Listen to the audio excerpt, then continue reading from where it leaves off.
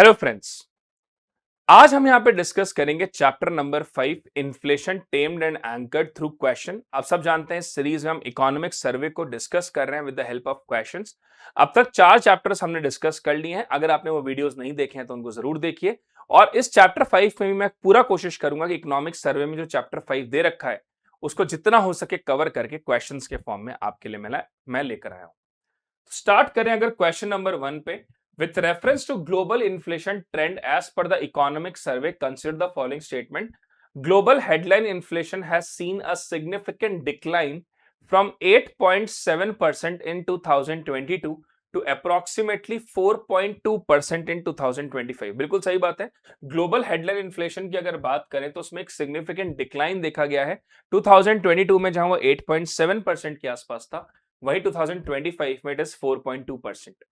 Inflation in emerging market and developing economies remains significantly higher than in advanced economies. ये बात भी सही है। Emerging market developing economies में भी inflation ज्यादा है in comparison to the advanced economies. Although अगर हम comparison के फॉर्म में देखें तो उसमें dip आया है, लेकिन फिर भी अगर advanced economies को देखें तो वो ज्यादा है। लेकिन अगर 2022-23 के मुकाबले देखा जाए तो इमर्जिंग मार्केट डेवलपिंग इकोनॉमीज में वो इन्फ्लेशन कम हुआ है। तीसरा statement, both the RBI and IMF projected India's inflation to stabilize around 4% by financial year 2027। ये स्टेटमेंट भी ठीक है, यानी कि आईएमएफ और आरबीआई दोनों का प्रोजेक्शन ये है कि इन्फ्लेशन का जो रेंज होगा वो यूजुअली 2% प्लस माइनस 2% से 6% के आसपास रहेगा। दैट इज 2% से 6% के बीच में, तो अराउंड 4% के आसपास ये रहना चाहिए। तो रेंज जो है वो 2% से 6% के आसपास है। तो तीनों ही स्टेटमेंट यहां सही है। D is the correct answer. That is about this is 2% to 6% के बीच में ये रहना चाहिए, तो 4% इसीलिए यहां पर बोला गया है। अगर बात करें क्वेश्चन नंबर 2 की, regarding India's domestic inflation trajectory between financial year 2023 and financial year 2026, consider the following statement. CPI inflation in India has followed a downward trajectory reaching 1.7% in April-December period, जो कि बहुत ही ज्यादा इमर्जिंग मार्केट डेवलपिंग इकोनॉमी से context में India में बहुत कम है, and that's a very good sign. This is true.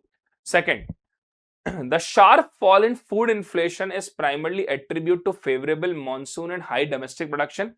Food production में भी जो तेजी आई है उसके पीछे का रीजन है अच्छा मॉनसून और साथ साथ में प्रॉपर बफर स्टॉक मेंटेन करना, और फूड प्राइसेस में फॉल भी इसीलिए आया है। तो this is true.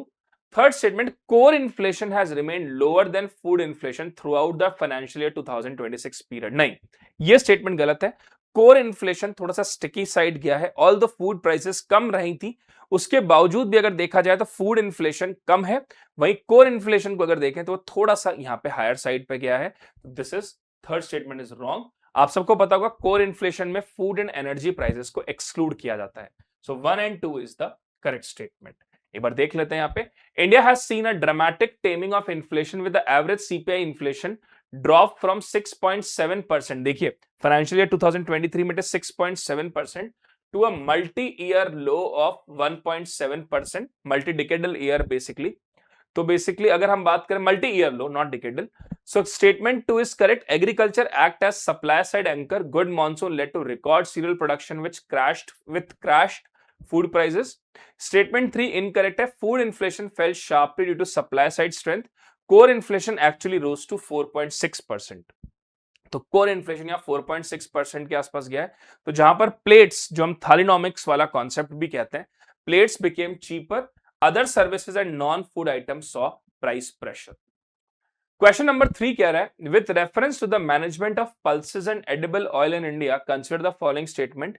India faces a structural excess demand for pulses which is managed through buffer stock and timely import. हम सब जानते हैं कि इंडिया में पल्सेस का इंपोर्ट ज्यादा होता है, तो इंडिया में जो एक्सेसिव डिमांड है पल्सेस की वो मीट कैसे करी गई? Through buffer stock and timely import से। तो ये स्टेटमेंट ठीक है, इस वजह से प्राइस बहुत ज्यादा ओवरशूट नहीं करे। सेकेंड है, India depend on imports for nearly 50% of its edible oil requirement. तो ये नियरली 50 बेसिकली नहीं कहेंगे हम इसको, ये 50% से ज्यादा है। बेसिकली ये 50% से ज्यादा है, ये ध्यान रखिएगा। तो ये यहां पर थोड़ा सा चेंज करिएगा। India depends on import for nearly, not 50 exactly, it is around 56% के आसपास। तो ये 50% से थोड़ा सा ज्यादा है, ये ध्यान रखना है आपको। तो सेकंड स्टेटमेंट में अभी मैं ठीक मान रहा हूं, ये मान के चल के कि ये 56% के आसपास है, not nearly 50%, it is 56, more than 50% actually. तो 56% के आसपास है। तीसरा, the government use a dynamic duty structure for edible oil, raising duty when international prices crash to protect domestic farmers. बिल्कुल गवर्नमेंट ने यहाँ पे डायनेमिक ड्यूटी स्ट्रक्चर फॉलो किया है फॉर एडिबल ऑयल, ताकि ड्यूटीज को बढ़ाया जा सके जब भी इंटरनेशनल प्राइस क्रैश हो, जिससे कि एक्सेसिव इंपोर्ट ना हो और अपने डोमेस्टिक फार्मर्स को प्रोटेक्ट किया जा सके। तो तीसरा स्टेटमेंट भी सही है, ऑल थ्री आर करेक्ट। ध्यान दीजिएगा, वापस मैं रिपीट कर रहा हूं इस क्वेश्चन में, इंडिया में पल्सेस और एडिबल ऑयल की डिमांड बहुत ज्यादा है और हम उसको इंपोर्ट बहुत करते हैं। तो गवर्नमेंट ने क्या किया कि प्राइसेस बहुत ज्यादा एकदम से इंक्रीज ना हो, इसके लिए एक तो बफर स्टॉक मेंटेन किया और टाइमली इंपोर्ट्स यहां पे किए हैं। दूसरी बात, इंडिया की जो डिपेंडेंसी है इंपोर्ट पर for edible oil, it is near to 56%, 50% से ज्यादा है। तो यहां पर थोड़ा सा चेंज कर लीजिएगा ऑप्शन में, ये नियरली 50% नहीं 50% से ज्यादा है, but it is near to 56%। तीसरा स्टेटमेंट है, government use a dynamic duty structure. ये बात बिल्कुल सही है, जब भी इंटरनेशनल मार्केट में ऑयल प्राइस, एडिबल ऑयल्स की प्राइसेस कम होगी तो इंडिया की डोमेस्टिक इंडस्ट्री को इंपैक्ट ना हो, क्योंकि जब प्राइसेस कम होगी तो इंडिया में इंपोर्ट ज्यादा होंगे और वो डोमेस्टिक इंडस्ट्रीज के लिए नुकसान हो सकती है या डोमेस्टिक फार्मर्स के लिए नुकसान हो सकता है, तो गवर्नमेंट उस केस में ड्यूटीज को इंक्रीज कर सकती है। तो यहां पे तीनों स्टेटमेंट ही ठीक हो जाते हैं। ये 56% कर लीजिएगा इसको। Again I will say this thing, this is 56%, ये 56% के आसपास है। ठीक है, आगे बढ़ने से पहले आप सब मुझसे टेलीग्राम पे जरूर जुड़ जाइए। टेलीग्राम पे मैं बहुत सारी पीडीएफ्स मंथली करंट अफेयर्स की, इकोनॉमिक सर्वे की डालते ही डालता हूं। साथ साथ में टेलीग्राम पे जुड़ने के और भी बहुत सारे फायदे हैं। अगर आप हिंदू और इंडियन एक्सप्रेस को पढ़ने में आपको प्रॉब्लम होती है, बहुत सारे एस्पिरेंट्स यहाँ पे होंगे जो 2027-28 की प्रिपरेशन कर रहे हैं, उन्हें हिंदू और इंडियन एक्सप्रेस को पढ़ने में, इकोनॉमी के जो आर्टिकल्स हैं उनको पढ़ने में प्रॉब्लम होती है, तो उसको समझाता हूं मैं बहुत ही सिंपल भाषा में। जो भी इकोनॉमी की न्यूज होती हैं डेली बेसिस पर ट्राई कि मैं उनको एक्सप्लेन यहां पे करूं। आप सब मुझसे इंस्टाग्राम पे भी जुड़ सकते हैं, जहां पर जो एक एक मिनट की रील्स या वीडियोस में बनाता हूं, जैसे जीडीपी और जीबीए में क्या डिफरेंस है, रियल जीडीपी नॉमिनल जीडीपी में क्या डिफरेंस है। You all can join my Instagram channel as well. Now move to question number 4, the economic survey attribute inflation stability to supply side strength. Economic survey जो है inflation stability की बात करता है, क्योंकि सप्लाई साइड स्ट्रेंथ हमारी बेहतर हुई है। उसमें कौन कौन से ऐसे रीजंस हैं जिससे हम ये कह सकते हैं कि सप्लाई साइड में स्ट्रेंथन हुआ है। तो the first is record serial productions and rising output of oil seeds and pulses. यह स्टेटमेंट बिल्कुल ठीक है, सीरियल्स का प्रोडक्शन बहुत तेजी से बढ़ा है और साथ साथ में ऑयल सीड्स एंड पल्सेस का आउटपुट भी एनहांस हुआ है। दूसरा है timely release of buffer stock by government. जब जब जरूरत पड़ी और जब जब ऐसा लगा कि सब डिमांड ज्यादा हो रही है, सप्लाई नहीं है या प्राइस एस्केलेट कर सकती है, गवर्नमेंट ने बफर स्टॉक को रिलीज किया है। This is also true. तीसरा, strategic calibration of import duties to prevent price spikes. बिल्कुल ठीक है, कैलिब्रेटेड फॉर्म में इंपोर्ट ड्यूटीज को यहां पर एग्जीक्यूट किया गया है, ताकि जहां भी ऐसा लग रहा है कि प्राइसेस इंक्रीज हो सकते हैं या ओवरऑल प्राइसेस का इंपैक्ट बहुत ज्यादा इकोनॉमी के ऊपर आ सकता है, तो उसका इफेक्ट को नलिफाई किया गया। तो तीनों स्टेटमेंट यहां सही है, D is the correct statement. तो आप देख सकते हैं यहां पे बेसिकली ड्यूटी एडजस्टमेंट किया ताकि कहीं ना कहीं इन्फ्लेशन से हमारी इकोनॉमी को हम प्रोटेक्ट कर पाए। क्वेश्चन नंबर 5 है, regarding the divergence between rural and urban inflation consider the following statement. Rural inflation is generally more volatile than urban inflation because food has high weight in the rural CPI basket. यह बात बिल्कुल ठीक है, rural inflation और urban inflation में जो volatility ज्यादा है वो इसलिए क्योंकि फूड का वेटेज हाई है in rural CPI basket. That's true. As food price eased in financial year 2026, rural inflation decline at a faster rate than urban inflation. गांव में जो इन्फ्लेशन है वो थोड़ा सा तेजी से गिरा है in context of urban inflation. This is also true, क्योंकि जब फूड प्राइस कम होंगी तो क्योंकि वेट फूड प्राइसेस का ज्यादा है रूरल इन्फ्लेशन बास्केट के अंदर, सीपीआई बास्केट के अंदर, तो अगर फूड प्राइसेस गिरेंगे तो उसका इंपैक्ट ज्यादा दिखेगा गांव के अंदर। तो सेकंड स्टेटमेंट भी सही है। All states in India have managed to keep inflation within the RBI's 2% to 6% tolerance band. ये स्टेटमेंट गलत है।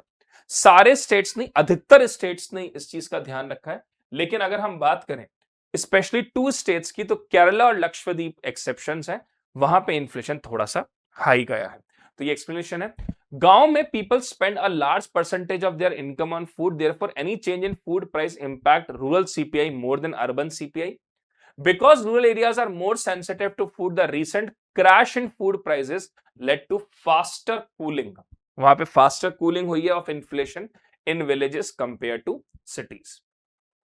Question number 6 कह रहा है, with reference to housing and energy component of inflation, consider the following statement. Housing inflation has remained high and sticky due to rising demand in urban center. ये बात बिल्कुल सही है। हाउसिंग इन्फ्लेशन इसलिए ज्यादा रहा है क्योंकि एक तो वहां पर डिमांड ज्यादा होती है, और ये जनरली इसलिए भी ज्यादा है क्योंकि प्राइसेस जो है हाउसिंग जो सेगमेंट होता है उसकी ज्यादा रहती है। Fuel and light inflation softened significantly, even turning negative in certain periods. Okay. Electricity price remain stable across all states due to uniform central subsidies. देखिए सेकंड स्टेटमेंट की बात करते हैं, fuel and light inflation softened significantly, even turning negative in certain period. ये बात भी ठीक है कि फ्यूल और लाइट इन्फ्लेशन सॉफ्टन हुए हैं, स्पेशली कई केसेस में तो नेगेटिव भी हुए हैं। Electricity prices remain stable across all state, ये नहीं हुआ है। कुछ स्टेट्स में प्राइसेस इंक्रीज हुए हैं, कुछ स्टेट में प्राइसेस कम भी हुए हैं। तो तीसरा स्टेटमेंट गलत है, 1 and 2 are the right statement. तो देख लेते हैं एक बार। Unlike food, house rent do not fall quickly, high demand in cities keeping this component sticky. Second statement की बात करें, the government cut price for LPG and petrol diesel, this led to deflation, negative inflation in the fuel category, helping lower the overall CPI. Statement 3 incorrect है, the survey note that electricity price showed interstate variation. Some states revised tariff upward while other states keep them low, meaning there was no uniform stability as such. ये ध्यान रखिएगा, इस तरह के questions UPSC पूछता है।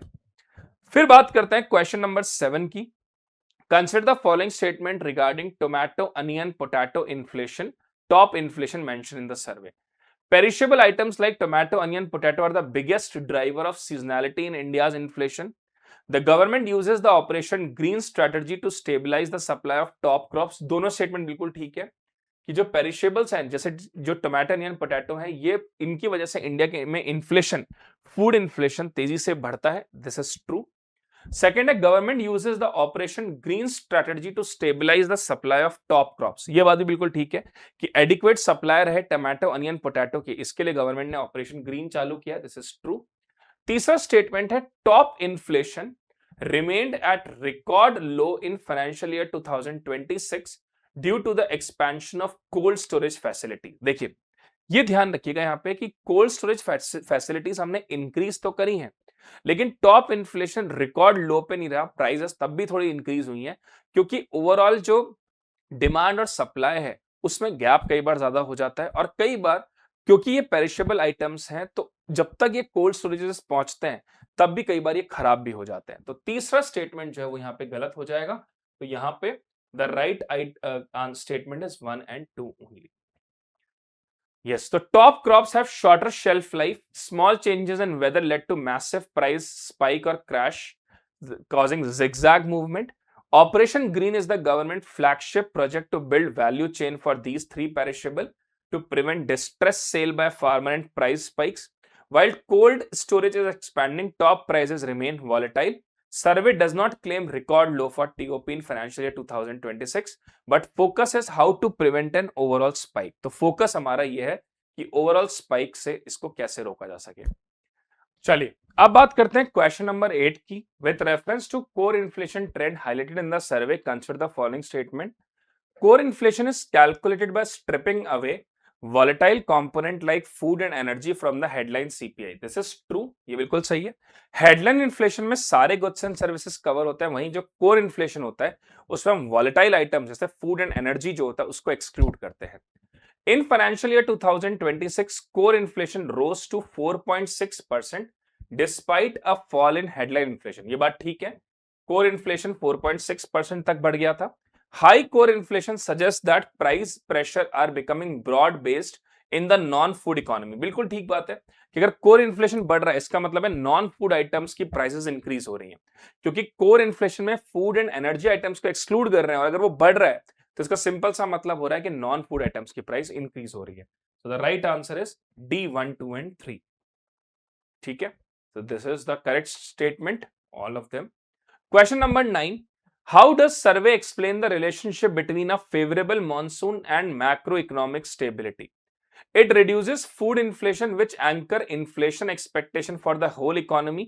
अगर अच्छा मॉनसून रहता है तो मैक्रो इकोनॉमिक स्टेबिलिटी कैसे लेके आता है? इससे फूड इन्फ्लेशन रिड्यूस होता है जिससे पूरी इकोनॉमी के अंदर इन्फ्लेशन जो है वो स्टेबल रहता है, स्पेशली फूड आइटम्स के कंटेक्स्ट में। It increase rural demand supporting the industrial growth. बिल्कुल सही है, रूरल डिमांड इंक्रीज होती है जो कि इंडस्ट्रियल ग्रोथ को एनहांस करती है। It reduce the need for RBI for prolong monetary tightening. तो this is also true, RBI को बहुत ज्यादा यहां पर प्रोलॉन्ग मॉनेटरी टाइटनिंग की जरूरत करने की जरूरत नहीं पड़ती है अगर फेवरेबल मॉनसून और मैक्रो इकोनॉमिक स्टेबिलिटी रहती है तो तीनों ही स्टेटमेंट यहां पे ठीक हो जाते हैं। All three of them are correct statement है। तो a good monsoon lower food prices. When farmer earn more and food is cheap, people have more money to buy soap, bikes and phones. The rural demand increase. If inflation is low due to good harvest, RBI can safely cut interest rate to help business borrow cheaply. This is correct statement. तो यहाँ पे RBI के पास में एक prolong monetary tightening करने का time मिलता है, यानी जब जब उन्हें लग रहा है कि अब यहाँ पे इन्फ्लेशन कम है तो वो रेपो रेट कट कर सकते हैं, जिसकी वजह से जो बिजनेसेस हैं उनको लोन प्रॉपर मिल जाए। क्योंकि देखिए आरबीआई भी मॉनेटरी पॉलिसी में चेंजेस अकॉर्डिंग टू सिनेरियोस करती हैं। अगर इकोनॉमी के अंदर बहुत ज्यादा इन्फ्लेशन है तो in that case they will adopt contractionary monetary policy. वहीं अगर इकोनॉमी के अंदर रिसेशन या स्लो डाउन है तो फिर उस केस में या उन्हें लग रहा है कि यहाँ पे लोगों के इन्फ्लेशन इतना ज्यादा नहीं है, रिसेशन तो नहीं कहेंगे, इन्फ्लेशन इतना ज्यादा नहीं है या inflation within the range है, तो रेपो रेट कट किया जा सकता है। So this is also true. Question number 10th. Which of the following factors can lead to demand pull inflation? इनमें से किन चीजों की वजह से डिमांड पुल इन्फ्लेशन बढ़ सकता है? इन्फ्लेशन दो चीजों की वजह से हो सकता है। डिमांड पुल मतलब एग्रीगेट डिमांड सप्लाई से ज्यादा हो जाए, इनकम ज्यादा हो जाए, या गवर्नमेंट स्पेंडिंग ज्यादा कर दे, एक्सपेंडिचर बढ़ा दे, टैक्सेस कम कर दे। दूसरा होता है कॉस्ट पुश इन्फ्लेशन, जिसमें प्राइसेस इंक्रीज हो जाती है, जैसे रॉ मटेरियल की प्राइस इंक्रीज हो गई, गवर्नमेंट ने टैक्सेस बढ़ा दिए, कोई मॉनसून फेलियर हो गया, किसी तरह का वॉर डिजास्टर हो गया, इस वजह से कॉस्ट पुश इन्फ्लेशन होता है। तो increase in government spending demand pull inflation को बढ़ाएगी। राइज इन कंज्यूमर इनकम ये भी डिमांड पुल इन्फ्लेशन को बढ़ाएगा। सप्लाई चेन डिसरप्शन से कॉस्ट पुश इन्फ्लेशन होगा, तो ये गलत है। क्राइसिस इन इंटरनेशनल मार्केट, अगर इंटरनेशनल मार्केट में क्राइसिस है तो भी कॉस्ट पुश इन्फ्लेशन प्रमोट होगा। तो right answer is a 1 and 2 only.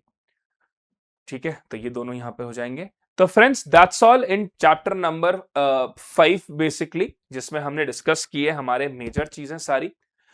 I hope आपको ये चैप्टर समझ में आ गया होगा और आपको ये भी समझ में आ गया होगा कि क्या चीजें इंपॉर्टेंट हैं जब हम सर्वे पढ़ रहे हैं। देखिए इसका ऑब्जेक्टिव सीरीज का सिर्फ यह है कि आप जब कोई चीज पढ़ें स्पेशली सर्वे में, तो आपको यह पता होना चाहिए किन चीजों पे ज्यादा फोकस करना है और उससे किस तरह के क्वेश्चंस बन सकते हैं। So thank you and God bless you all, and please do subscribe, like our channel and do comment as well. Thank you and God bless you.